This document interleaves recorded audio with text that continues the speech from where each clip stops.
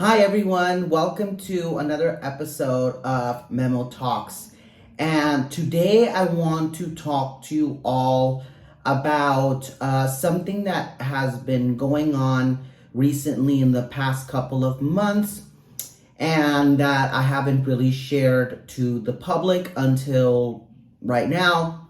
And I think that it is time to share what's been going on and the reason why I have been a little out of the loop.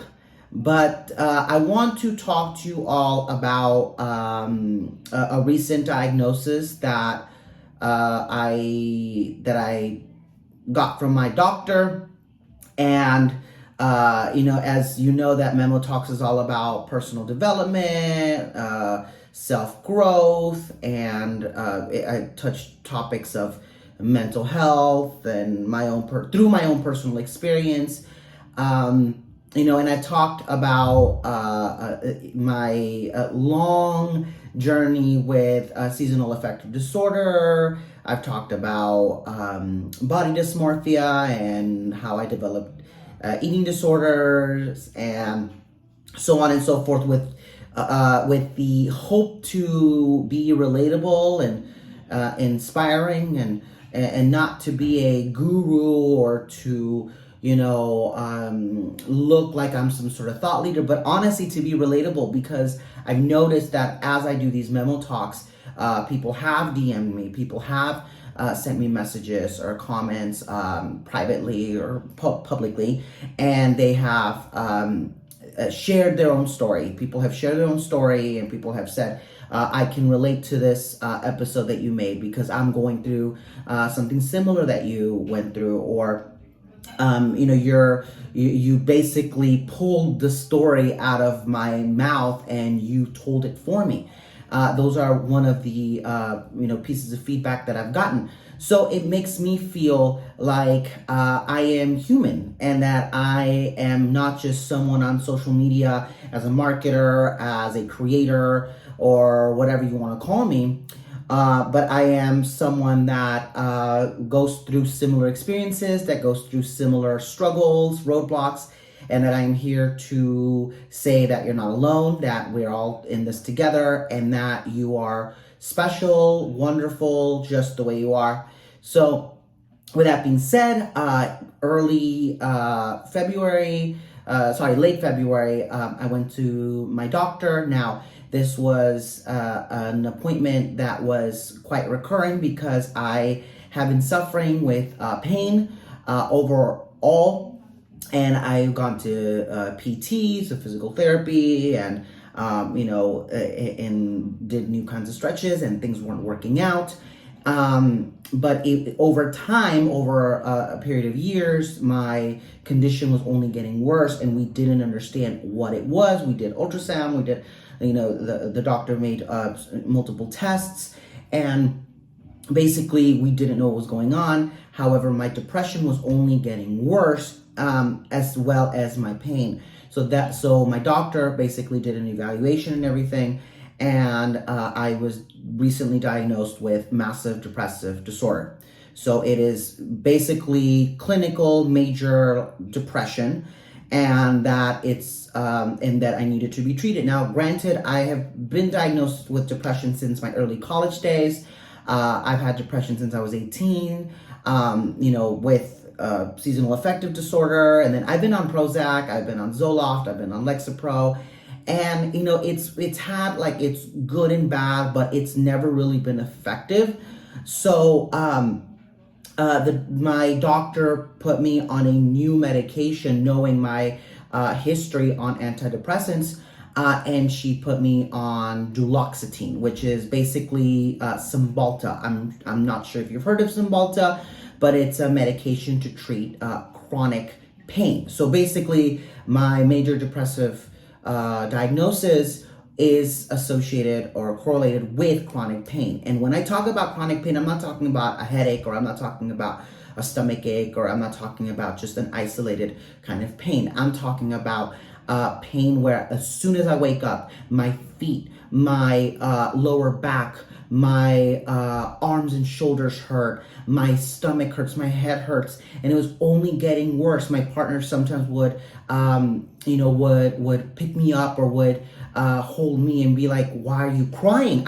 The pain would be so excruciating that I didn't understand why I was in pain. And I went to the doctor, and the doctor was like, "You're 29 and you're acting like you're 60." Or not acting like you're 60, but the pain is like if you're 60 because you're in, and it's not like, "Oh, you need to exercise," because I do exercise, I do work out, I know, consistently, and all of that. So my diagnosis was not just because of the depression, but it's also because of the chronic pain that has significantly increased over time. And like I said, everything hurt. My body, as I'm telling you all of this, like my feet would hurt, my ankles would hurt, my wrists would hurt, my neck, my shoulders, my lower back, my head, my stomach. I would be in so much pain, and I would smile and everything. And I go to therapy, and I do the best that I can to prioritize my mental health, to prioritize my well-being, as you've heard my previous episodes. But this chronic pain was something very private. It's something that I didn't know what was going on. So I went on this new medication that I've been on for the past 2.5 months. And it has literally helped me so much. Now, if you type Duloxetine or you type Cymbalta, you're going to see a lot of, at least for my experience, I was pretty hesitant because all I would see is negative comments, negative reviews that, getting off it is really bad, that getting on it, that it's ruined my life and all of that. So I am coming from my own perspective. I'm coming from my own, observation of what it's done. It has its good, it has its bad, and the point of this memo talk is not to advertise Duloxetine. It's actually to talk about the importance of prioritizing your mental health and seeing it as a condition, seeing it as a disorder, just as much as as arthritis or diabetes or whatever it is, or migraines or whatever condition that you may have. Depression, it's not just that I'm feeling blue or I'm feeling sad or that I'm feeling hopeless or whatever. That is a huge component of depression, but it's actually a chemical imbalance. It deteriorates you. It deteriorated me. And a lot of it comes from trauma, a lot of it comes from the weather, the environment, a lot of it comes from my hormones and my chemical imbalance. But at the same time, it's something that if you don't treat it, and I'm saying it from my own perspective, if I don't treat it, I don't know where I would be. I don't know how I would handle, life and whatnot. Like I said, I journaled, I am pretty religious and spiritual. I pray and I, attend church and, and that works for me. And I go to therapy every week and I practice mindfulness meditation. I try to, talk about my strengths and weaknesses. And, this is one of my outlets to, to talk about my own mental health and personal development. But I feel like it was more than just what I'm currently doing. It's something that I have to go to the doctor and be reevaluated and rechecked and re-diagnosed because it was also affecting my body. And I will say that after being on this medication, the first 2 to 3 weeks, it sucked. I'm not gonna lie. Any antidepressant you go on, it sucks. Basically, I had constipation, I had night sweats, just like any other antidepressant that I've taken. The only difference with Cymbalta was that I couldn't fully sleep. I couldn't fully go to bed. I would not go into deep sleep. So then I would be groggy throughout the day. So then I had to be accommodated, during the day and take, several naps during the day. I had a couple of I don't like brain zaps, if that makes sense. So like my brain hurt. I felt like my intestines, which is a little graphic, but my intestines or my stomach dropped as soon as I started taking the medication. However, I also experienced the libido effect, which means that I all of a sudden started to feel a little like woozy but good, in a way where I was kind of like medicated. Like I felt medicated. I felt good. The last time I felt that was when I had surgery and I was on codeine, or I was on oxycodone. Not that I'm promoting drugs, but that kind of wooziness, and then that libido effect went away. And after like 3 weeks, my body started getting adjusted, and that libido effect disappeared. However, I started to be, I wasn't feeling sad. I wasn't crying all the time anymore. I didn't have the despair. I didn't have the feelings of hopelessness and, all of that. And also my pain, the pain that I had significantly dropped, I want to say by 60 or 70%. Like literally, my pain dropped from 60 to 70%. And I feel like, because everyone's diagnosis is different, everyone's condition is different. It worked for me. And right now, my naps throughout the day are less and less every day. However, I am still getting treated. I'm still being evaluated by my doctor to see how the medication is going.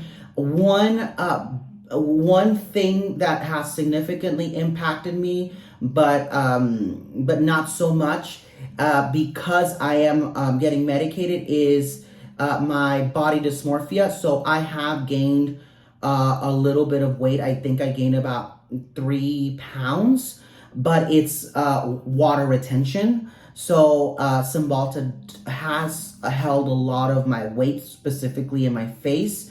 I still work out. I do keep track of my diet. I have to be very consistent with my nutrition. However, I have noticed a little bit of weight gain in my face and a little bit in my body area. It has dropped, but I kind of knew that. I'm at a point right now where, yes, it does affect me emotionally, but at the same time, I'd rather be healthy and I'd rather feel good. I'd rather feel like life is okay rather than, focus or be compulsive or obsessive over, a condition such as body dysmorphia. So that's a little bit about what's been going on. I apologize if I've been a little slow on social media. I apologize if I've been a little distant from a lot of my friends, a lot of my peers. I've just been going through it. And I also feel like when I started speaking about it to my close friends, I realized that depression and anxiety is much more common than I think. And that there are a lot of people that are, medicated and that are on antidepressants and that are on on different kinds of anti-anxiety medication, and they don't disclose it, because people don't need to do it. I am choosing to do it here. I don't have to do it. I don't need to do it. No one needs to know. But I think that the more I talked about it with my friends and my peers, the more people started opening up and people started basically telling me their story, and it helped me navigate through this, and it made me realize that everything is okay, that I will be fine, that, it's just something that I have, and that, all is well, So this is just my humble experience with this new medication, with my new diagnosis. And, make sure to be kind to yourself. Make sure to stay true to yourself. Make sure to seek care if you have access to do so. Make sure to take care of yourself, because at the end of the day, you only have yourself. So make sure to be kind to yourself. I'll talk to y'all again soon. Bye-bye.